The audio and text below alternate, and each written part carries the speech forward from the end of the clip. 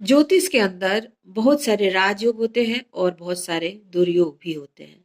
राजयोग का मतलब ये नहीं है कि आपको वो बिस्तर पर ही पड़े रहिए और भोजन मिलता रहेगा, सारा राजाओं की तरह ठाट बाट मिलेगा। उसका मतलब क्या होता है? और दुर्योग है तो इसका मतलब क्या है? इन सभी विषयों के ऊपर आज हम बात करेंगे आप लोगों से। और एक बहुत ही बड़ा राजयोग की चर्चा करेंगे कि आप पता करिए कि आपकी कुंडली में है या नहीं है। तो चलिए शुरू करते हैं आज के विषय को और आपसे बात करते हैं विस्तृत इस विषय पर। नमस्ते, स्वागत है आप सभी का आप ही के चैनल पर और मैं अनुपमा हर बार की तरह एक बार फिर से हाजिर हूँ आप लोगों के लिए ज्योतिष के एक विषय को लेकर। तो दोस्तों, ज्योतिष हमें क्या सिखाता है? ज्योतिष का भावार्थ अगर आप जानेंगे तो इसके मूल उद्देश्य को भी जान जाएंगे। ज्योतिष का भावार्थ है ज्योति प्लस ईश। ज्योति यानी प्रकाश, ईश मतलब ईश्वर। तो ईश्वर ने एक प्रकाश दिया है आपके कुंडली के रूप में, ताकि आप अपने आप को जानकर अपने जीवन को बेहतर डायरेक्शन दे सकें। अगर कोई महापुरुष योग है आपकी कुंडली में तो आपको वो सक्षम बनाता है कि आप अपने गोल को अचीव करने के लिए कितना डेडिकेटेड रहेंगे, कितना हार्डवर्क करेंगे। हर परिस्थिति में आप भागेंगे जब तक आपका गोल अचीव नहीं हो जाता। लगातार आप मेहनत करेंगे। अगर कोई दुर्योग है तो बात बात में डिप्रेशन में आ जाएंगे। आप निराश रहेंगे, उदास रहेंगे, नेगेटिव थिंकिंग करेंगे, इस तरह की चीजें करेंगे। तो इन सब को अगर आप जान लेते हैं तो आप अपने जीवन को सही डायरेक्शन दे सकते हैं। और इसीलिए हम वीडियो बनाते हैं आपके लिए, ताकि आप अपनी छोटी छोटी बातों के लिए दूसरों के ऊपर डिपेंड ना रहें, अपने आप को जानें और अपनी गलतियां जो आपकी कुंडली में है उसे सुधारें और जो अच्छा है उसे पॉलिश करें। तो देखिए, ज्योतिष के अंदर जो राजयोग है उसमें से पंच महापुरुष योग बहुत खास होता है और इसकी बहुत चर्चा होती है। और देखिए, तो आपकी कुंडली में कोई है कि नहीं महापुरुष योग में से? तो देखिए, पंच का मतलब होता है पांच और महापुरुष मतलब होता है वो महान पुरुष जो सक्षम है और जो अपने गोल को अचीव करने के लिए डेडिकेटेड रहेगा, जो सक्षम रहेगा। तो पांच में से कोई भी एक योग है तो व्यक्ति बहुत सक्षम है और अपने जीवन को, अपने लक्ष्य को अचीव करने के लिए, अपने जीवन को बेहतर बनाने के लिए लगातार संघर्ष करने के लिए तैयार रहता है, जिसके कुंडली में राजयोग होता है। जैसा कि मैंने कहा कि नेगेटिव अगर होता है तो लोग हार मान जाते हैं, डिप्रेशन में चले जाते हैं, उसे बाहर निकलने की कोशिश नहीं करते हैं। तो दोस्तों, ये पंच महापुरुष जो योग है वो बनता है मंगल, बुध, गुरु और शुक्र से। और कुछ पर्टिकुलर कुंडलियों में ही ये योग बनता है, सभी में नहीं बनता। तो इसलिए मैं बोलती हूँ कि आपके अंदर है कि नहीं, आप चेक करिए। तो इसको जानने के लिए कुछ चीजों को जानना जरूरी होता है। तो दोस्तों, इन ग्रहों में से कोई भी मूल त्रिकोण या केंद्र में बैठा है तो वो श्रेष्ठ रहता है। जो केंद्र का भाव होता है, केंद्र यानी एक, दो, तीन, चार, ये जो है भाव, ये केंद्र है। ऐसे मैं काउंट करी हुई ऐसे है जैसे कि इसको हम बोलते हैं एक, चार, सात और 10। कालपुरुष की कुंडली में आप ऐसे इसको काउंट करेंगे एक, चार, सात, 10। ये है केंद्र और ये है त्रिकोण। ये त्रिकोण है, ये दोनों, और इसे इसे त्रिकोण कहा जाता है। ठीक है दोस्तों, तो ये जो केंद्र का है इसे विष्णु का स्थान कहा जाता है। और विष्णु जो है उनके अंदर 5 गुण बताए जाते हैं जो सबसे श्रेष्ठ गुण है, तो वो उसमें से इन लोगों के अंदर भी होता है।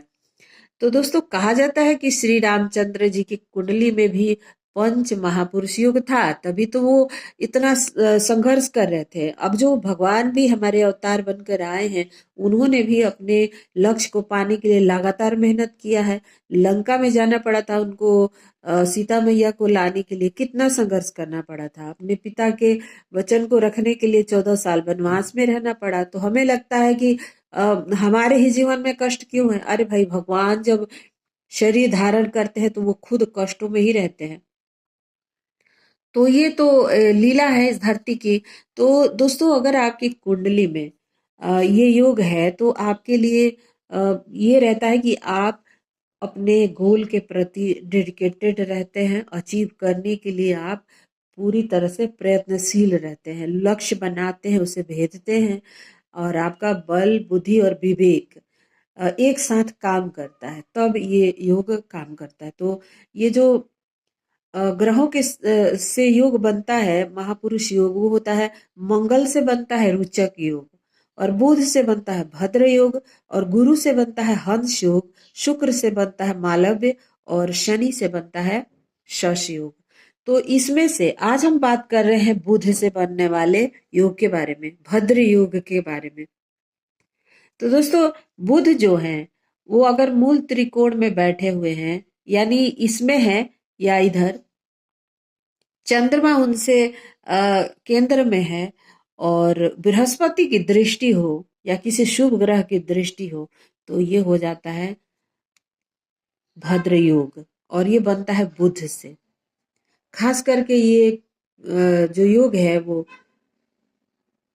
कन्या राशि में ज्यादा बनता है। तो आपकी कुंडली में ये योग है कि नहीं, और अगर है तो आप क्या करें? अगर रिजल्ट नहीं मिल रहा है, अगर आप कन्या राशि के हैं और आपके कुंडली में भद्र योग बन रहा है और आप रिजल्ट नहीं ले पा रहे हैं, रिजल्ट कैसे नहीं ले पाते हैं? जब अष्टमेश मंगल की युक्ति हो जाती है या दृष्टि हो जाती है, तो हम इस योग का अच्छा रिजल्ट नहीं ले पाते हैं, क्योंकि अष्टमेश जो है वो मृत्यु कारक स्थानों का ग्रह है, और वो यहाँ आके इनके साथ युक्ति करता है, तो वो हो जाता है फिर अ, मांगलिक योग बना देता है, और प्लस आपको संघर्ष आपका बढ़ा देता है।